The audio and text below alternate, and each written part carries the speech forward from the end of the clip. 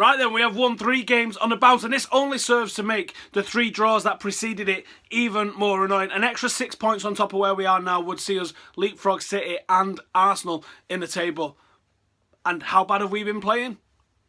It's frustrating is what it is, because it shows that Manchester United have not been far away all season. City rode the luck early in the season. Arsenal did at the start of the season. But now we're getting into the meat and gravy of the Premier League season. It's interesting to see what's going to happen. City and Arsenal are going to take points off each other tomorrow in their match. So someone is going to be even closer to us. Now, it's going to take a couple more games for us to overtake any one of those that's in front of us.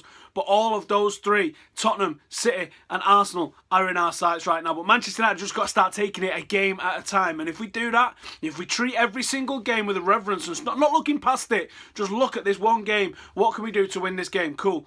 Let's look at the next game. Let's look at the next game. But the problem with doing that is, I think that's what Jose Mourinho is doing, is that you're going to risk burning out the players. And that is something that's been levelled at Jose Mourinho in his 2nd and 3rd season at most of the places that he's been at.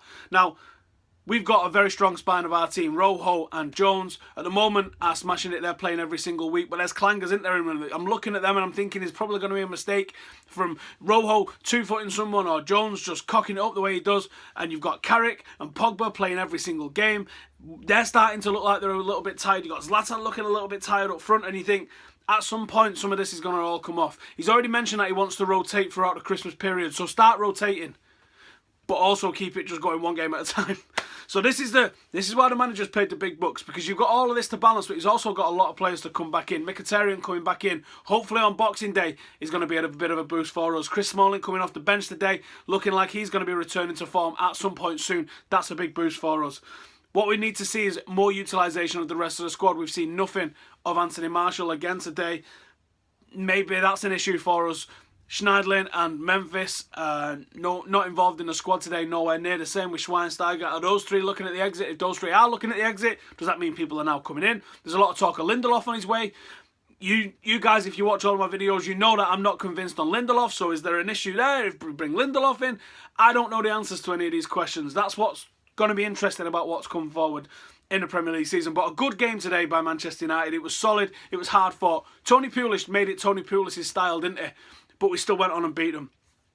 We was a little unclinical in the first half, and we changed that up in the second half. We had 5 shots on target today, 1 on target, and I think literally that was the difference in the game, is that we was taking more considered shots, more composed shots from better areas. Like, you can shoot from 40 yard out, like Paul Pogba does on a pretty regular basis.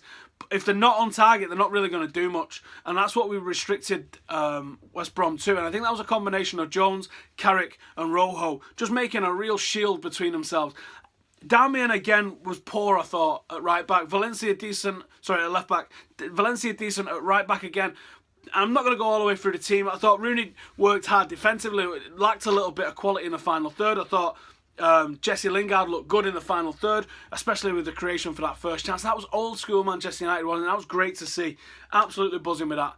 I'm not really going to waffle on for too long about it, because it's all in the next game now. We've put that game to bed. There wasn't many controversial things to talk about really in that. You've got the Zlatan foul on Dawson early doors, and I'm like, it's a physical fucking game. Get on your feet.